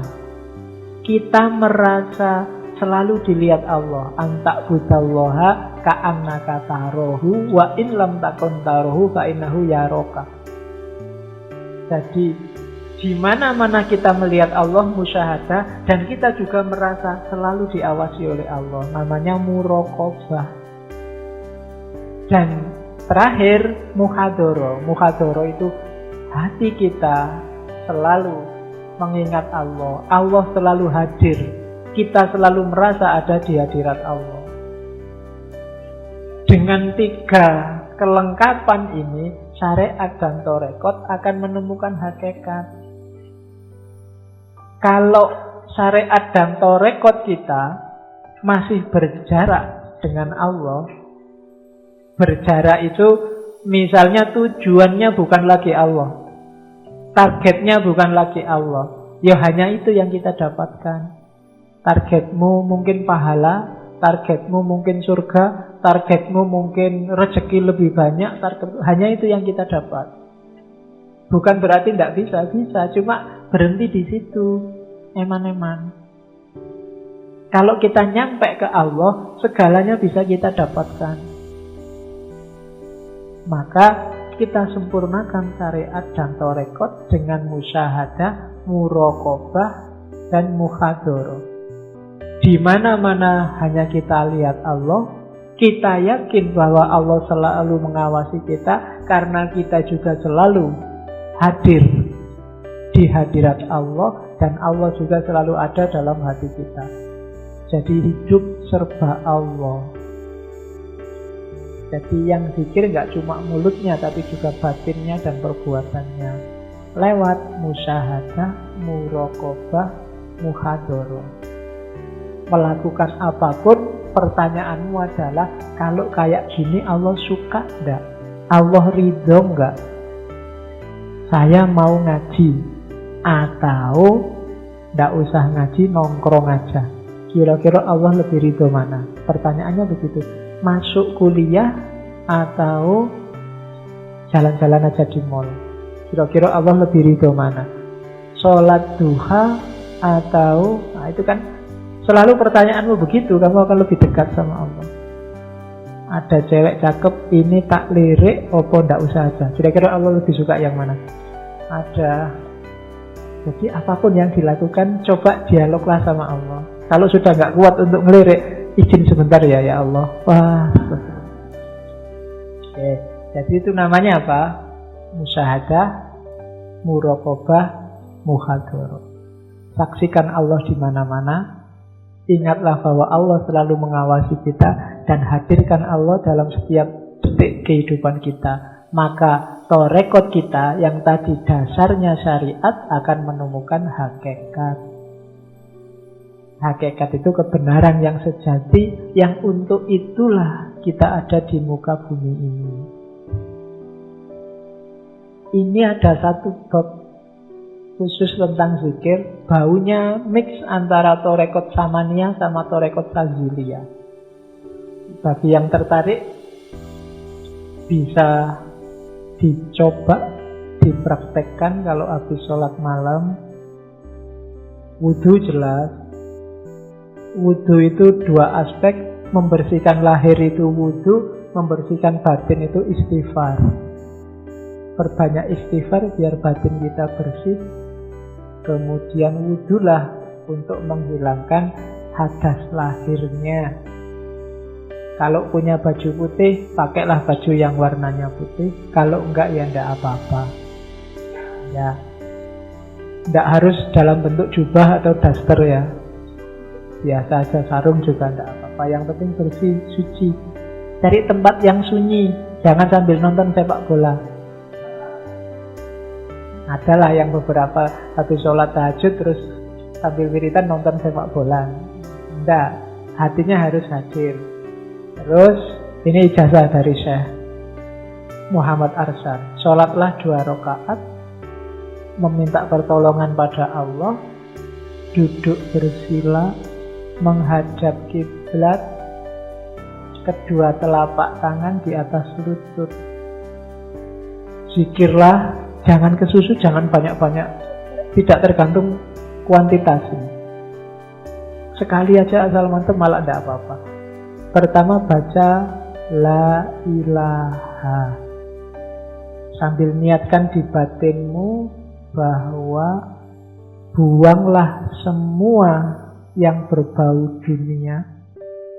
Rendahkan semua yang bukan Allah. Anggaplah semua yang muncul di kepalamu yang tidak ada hubungannya sama Allah itu hanya bayangan majazi, tidak penting, tidak harus diperjuangkan mati-matian. Jadi la ilaha namanya zikir nafi. Buang semua yang bukan Allah. Nanti di pikiranmu muncul macam-macam itu. Bisa kuliah, bisa pacar, bisa orang tua, bisa rumah, bisa macam-macam. Biarkan datang, tapi terus pilah satu-satu, ini tidak penting, ini tidak penting, ini tidak penting. Apapun yang muncul di kepalamu tidak penting kan.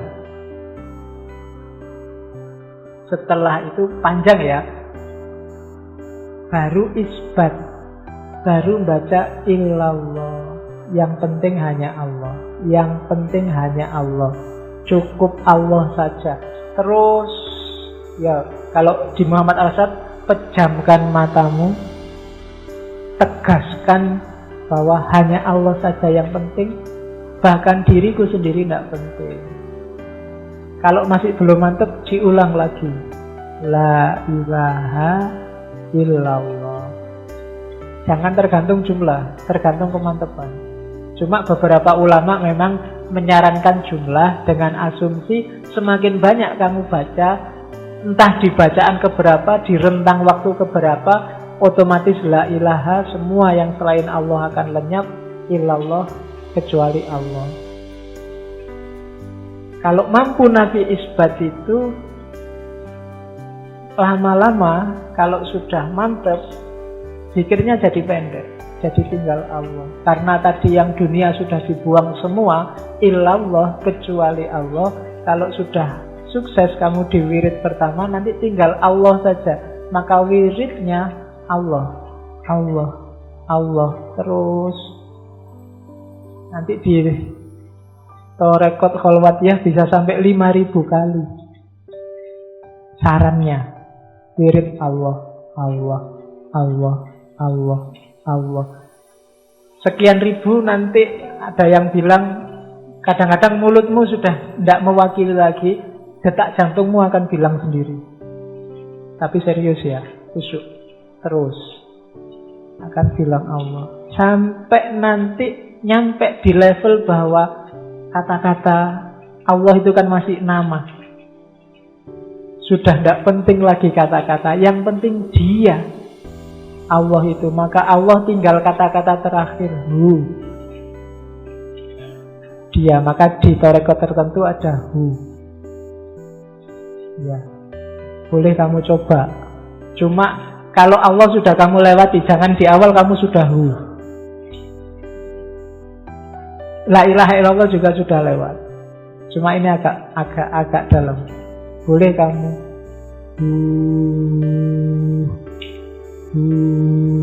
terus. Cuma pikirannya tidak boleh bercabang lagi. Kalau sudah di makom hu, mungkin kamu akan banyak melihat bersitan-bersitan cahaya. Jangan dipedulikan, terus baca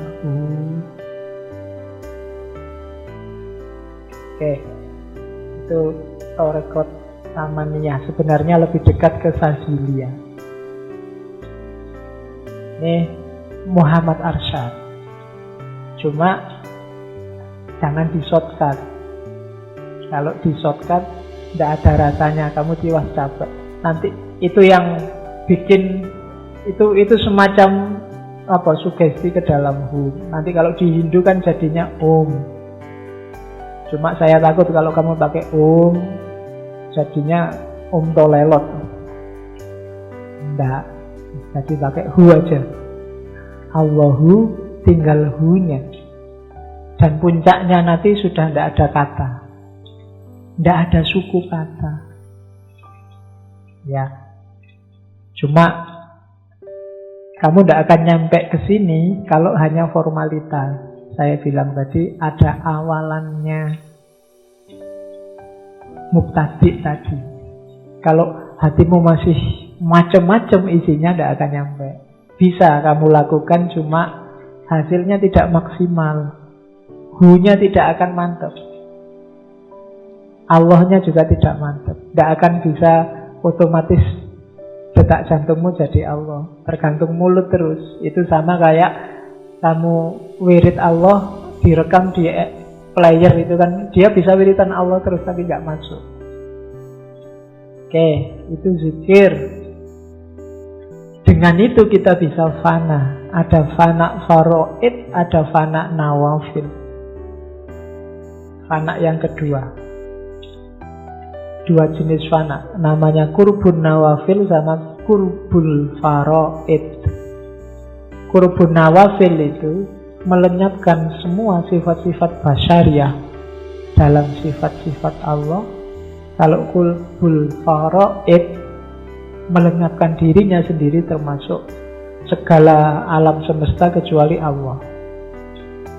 Jadi kalau kita bisa melenyapkan segalanya, termasuk diri kita, dan sampai ke level iktikad hanya Allah saja yang ada, itu namanya kurbun faraid.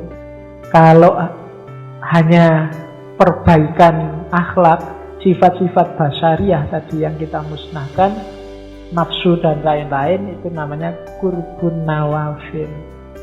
Yang nasud, yang kemanusiaan yang kita buang, tinggal yang lahud saja, fana dalam sifat-sifat Allah, namanya kurbun nawafil. Kalau kita bisa melenyapkan semuanya, yang tersisa hanya tinggal Allah saja, namanya kurbul faraid. Ini teorinya Muhammad Arsyad. Ini tadi yang saya sebut mati sebelum mati. Ringkesnya ada 3 mati sebelum mati itu. Yang pertama level awam. Mati sebelum mati itu ingat mati terus. Ingat-ingatlah satu kebenaran yang pasti dan mutlak dalam hidup ini, satu-satunya adalah mati. Makanya ada hadis kafa bil mauti wa idzon. Cukup mati saja sebagai nasihat, hidup kita akan tertib. Jadi mati sebelum mati yang pertama itu ingat mati. Ada level kedua, mati sebelum mati itu membunuh hawa nafsu duniawi, membunuh hasrat keduniaan, sifat-sifat kemanusiaan. Kita bunuh mati yang dunia ini. Ini kayak teorinya Siti Jenar. Jadi yang duniawi kita padamkan, kita nyalakan yang ilahi. Itu mati sebelum mati, makna kedua. Makna yang ketiga, mati sebelum mati itu semuanya kita lenyapkan, biar tersisa Allah saja. Itu level paling tinggi. Itu yang saya bilang agak dekat sih. Ada juga bau wahdatul wujudnya. Meskipun secara umum beliau menjaga masyarakat awam dari pandangan-pandangan yang bisa membuat mereka tersesat. Orang awam ya syariat dulu, diajari cara ibadah yang benar lewat torekot, baru masuk ke hakikat. Jangan ujuk-ujuk orang awam diajari hakikat. Hakikat itu dari pengalaman langsung. Jangan diceritakan secara verbal pada orang awam. Itu yang dimaksud oleh Syekh Muhammad Arsyad, sehingga memfatwakan Syekh Abdul Hamid itu sesat. Jadi dia menjaga umat, tidak menyalahkan ajarannya. Karena umat juga penting. Dan beliau memang posisinya saat itu sebagai mufti. Mufti itu kan dia bertanggung jawab terhadap umat dengan syariatnya. Jangan sampai rusak. Oke, terakhir. Ini ada quotes kata mutiara yang unik dari Syekh Muhammad Arsyad untuk kita sebenarnya, alim dulu hanyar sugih. Ini seolah-olah kita disuruh yo ilmu dulu baru kekayaan. Sebenarnya ini trik. Trik apa? Ilmu saja. Karena ilmu itu tidak ada batasnya. Bukan carilah ilmu baru cari harta. Carilah ilmu sampai tidak ada batasnya. Urusan sugih teko dhewe, datang sendiri dia. Jadi menjadi alim dulu baru menjadi kaya. Bukan berarti carilah ilmu dan carilah harta. Enggak. Carilah ilmu, urusan harta itu implikasinya ilmu. Jangan khawatir. Allah sendiri kan sudah janji, yarfa'illahul ladzina amanu minkum walladzina utul ilma darajat. Orang yang berilmu itu derajatnya pasti tinggi. Tidak mungkin lah orang derajatnya tinggi kok terus miskin papa, tidak punya apa-apa. Allah pasti lebih. Atau seandainya kita tidak punya apa-apa, mental kita telah siap untuk tidak punya apa-apa. Pasti janjinya Allah terpenuhi. Cuma kita aja yang yakinnya tidak 100%. Itu yang bikin yang kuliah di fakultas tidak menjanjikan, hari ini kamu gelisah. Sesuk kerja apa? Itu sebenarnya pelecehan, penistaan bahasanya orang hari ini. Memangnya Allah sudah jelas bilang kalau kamu pinter, ilmumu banyak, derajatmu tinggi. Loh, itu janjinya Allah loh. Masa kamu tidak percaya sama Allah? Ya Allah sesuai anggapanmu. Kalau kamu anggap Allah ya tidak mungkin Pak, kalau kuliah ini ya lahannya sedikit, ya itu yang akan terjadi.